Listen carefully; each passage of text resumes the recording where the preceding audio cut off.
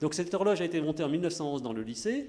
Elle a tourné jusque dans les débuts des années 80. Et ensuite, elle s'est arrêtée.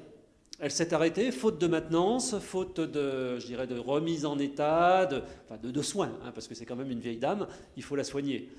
On a retrouvé notre grand projet ici, ça remonte à il y a de grandes années, c'était de redémarrer cette horloge pour le centenaire du lycée, donc pour 2011.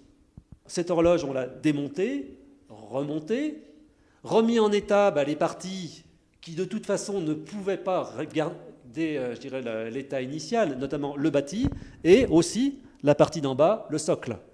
Alors tout ça, c'est du travail d'élèves. Ça a été fait avec les élèves de lycée professionnels, un peu toute section.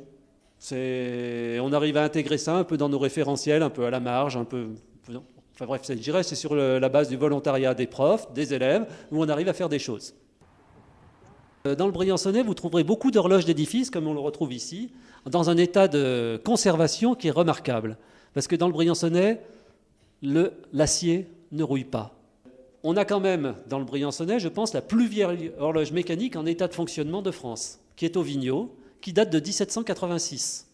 On a redémarré cette horloge, mais derrière, on s'est intéressé à tout ce qui était, je dirais, l'horlogerie actuelle et l'histoire de l'horlogerie. De fil en aiguille, on est arrivé à s'intéresser à toutes les générations d'horloges qu'il y a pu avoir. Donc, on travaille aussi sur des horloges, je dirais, de Venise, où on maintient en état des horloges à Venise aussi.